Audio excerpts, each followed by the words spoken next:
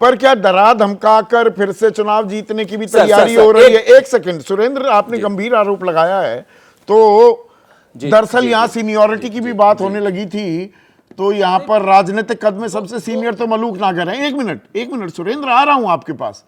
तो डरा धमकाकर चुनाव लड़ने की, जीतने की तैयारी हो रही है फिर से मिल्कीपुर को लेकर।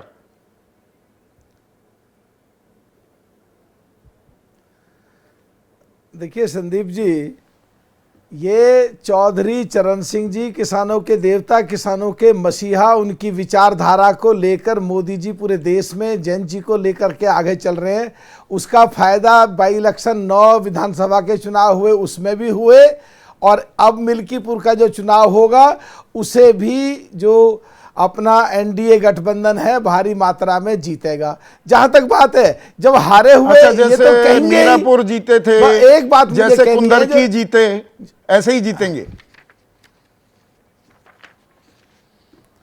देखिए इंटरप्रिटेशन की बात है। अगर मीरापुर में जाएं तो आधी फिल्म में दिखा के क्या कहना चाहते हैं, क्या करना चाहते हैं। आपने एबीपी न्यूज पे कितनी बार वो अधूरी टेलीविजन पे जो वीडियो दिखाई, अच्छा, पूरी दिखाते तो सबके सामने आता, वो सीधी की वजह से वो सरेरा बंदूक ताने नहीं घूम रहा था, वो मतलब आधी अधूरी थी।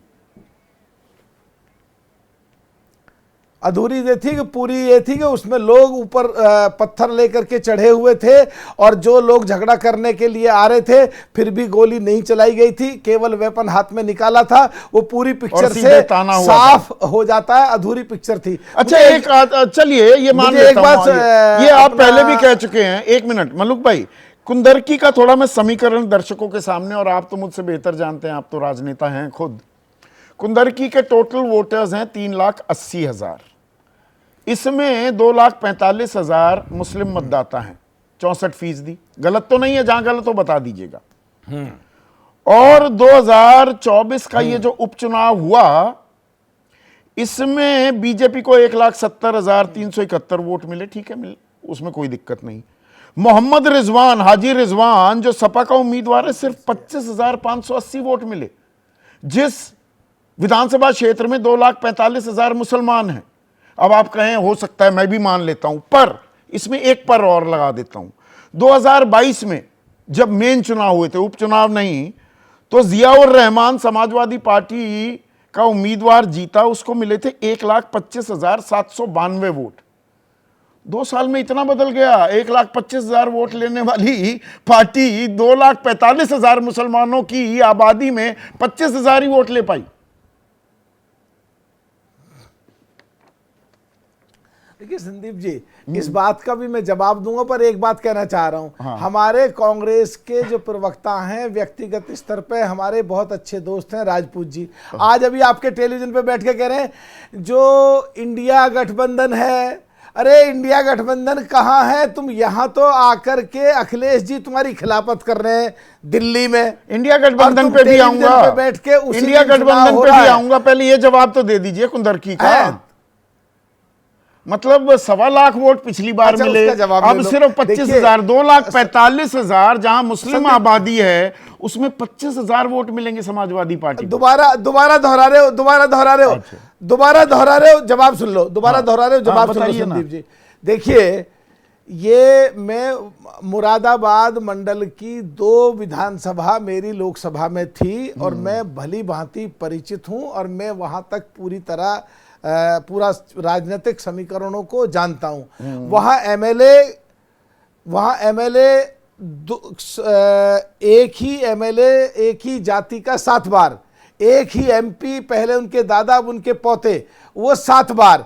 एक तो मुसलमानों में इस बात का बहुत विरोध था। अच्छा। और 1947 में जब देश आज़ाद हुआ तो 24% मुसलमानों की हर जगह हिस्सेदारी थी, वो घटता 1.5% पे आ गया 2010 तक। 2010 से 24 तक जाने पे उसकी जो 4% हिस्सेदारी हो गई, तो मुसलमानों को भी लग रहा है जहां हम तरक्की कर रहे हैं, देश तरक्की कर रहा है, तो वहां चले। क्या ये दोनों परिवार ही केवल राजनीति करते रहेंगे? जो दोनों एक ही काट के लोग, तो मुसलमानों में जागृति आई, और मुसलमान संदीप जी, अगर मुसलमानों को ये लग रहा है, हाँ कुंदरकी तो मुसलमानों को ये लगा दूसरी जाति के लोग, दूसरी जाति के जो मुसलमानों में बहुत सारी जातियां होती हैं कि हम भी एमपी बनेंगे, हम भी एमएलए बनेंगे। एक वो विषय और एक दूसरा विषय कि जो देश के मुसलमान भी तरक्की कर रहे हैं, 4% पे पहुंच गए। 2 वजह से रिजल्ट तरक्की चौंकाने पसंद वाले मुसलमानों हुए। ने तो वहां इसमें- बीजेपी का साथ दे दिया। अच्छा, ये इंडिया की भी बात कर रहे थे, अब आप बीजेपी के साथ हैं, पर आप तो लंबे समय तक समाजवादी पार्टी के भी साथ रहे, तो मतलब कार सेवकों पर गोली चलाने वाले ऐसे हिंदू विरोधी लोगों के साथ हाथ मिलाए बैठे थे आप? देखिए ये राजनीतिक कई बार संभावनाओं का और राजनीतिक परिवेश में कई मौका बार परस्ती भी कहते हैं कोई इसे। सी देश में पार्टी नहीं है, चाहे कांग्रेस इसे रही हो, मौका परस्ती भी कहते चाहे हैं। कांग्रेस नहीं, चाहे कांग्रेस रही हो, नहीं समाजवादी की बात भी कर रहे हैं। समाजवादी कांग्रेस के साथ भी थी, समाजवादी हमारे साथ भी थी। आज समाजवादी कांग्रेस का सहारा यूपी में ले रही है। यूपी में अब जो बैठे हैं कांग्रेस के प्रवक्ता वो सपोर्ट कर रहे हैं, और दिल्ली में आके समाजवादी पार्टी कांग्रेस की खिलाफत कर रही है। ऐसे ही महाराष्ट्र में भी हुआ, जम्मू कश्मीर में भी हुआ। कई पार्टियों ने कई पार्टियों के साथ भी गए, विरोध भी करे, और ऐसी जो देश के विरोध में भी बोलते रहे, ऐसे लोगों के भी साथ मिलकर के सरकारें बनी है। हिंदू विरोधी, अगर तब तो आप आज के इंडिया परिवेश गठबंधन में के चौधरी हिस्सा चरण थे। सिंह जी की इंडिया गठबंधन के हिस्सा ही थे। वो कुंभ में डुबकी आप भी लगाया है, जयंत चौधरी लगाया है। देखिए चौधरी प्राण प्रतिष्ठा में गए थे अयोध्या। देखिए अगर चौधरी चरण सिंह जी की विचारधारा को लेके आप भी प्रशंसक हो, चौधरी चरण सिंह जी के पूरा देश प्रशंसक है, मोदी जी भी प्रशंसक हैं। मोदी जी अगर चौधरी चरण सिंह जी की विचारधारा को लेकर पूरे देश में घूम रहे हैं, और भारत रत्न जो कांग्रेस ने कभी दिया नहीं, और 3 महीने में प्रधानमंत्री कुर्सी से चरण सिंह जी को उतार दिया, अगर वो दूसरे लोग सम्मान दे रहे हैं तो चरण देश को जरूरत है। चरण सिंह की विचारधारा ये थी कि कुंभ में, एक मिनट बता तो दीजिए, मुझे समझा दीजिए। चरण सिंह इस विचारधारा के थे कि कुंभ में डुबकी लगाने से पाप धुल जाते हैं। ईमानदारी से जवाब देना इसका, मलूक नागर साहब। चरण सिंह जी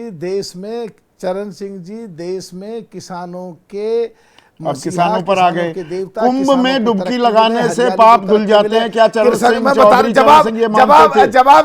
जवाब दे रहा हूं ना, जवाब दे रहा हूं, जवाब पूरा तो होने दो। हाँ। तो इसकी विचारधारा के थे, और चौधरी चरण सिंह जी देश के सनातन धर्म के भी विचारधारा के थे, और चौधरी चरण सिंह जी गंगा में डुबकी लगाई जाए इसके विरोधी नहीं थे। चौधरी चरण सिंह जी सनातन धर्म के विरोधी नहीं थे। ये तो कांग्रेस तो विरोध कहा ही नहीं।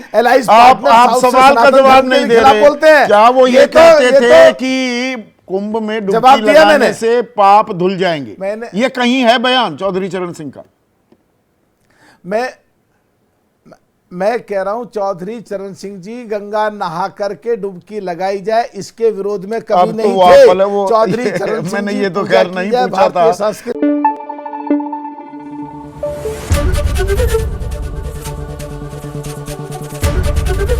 एबीपी न्यूज आपको रखे आगे।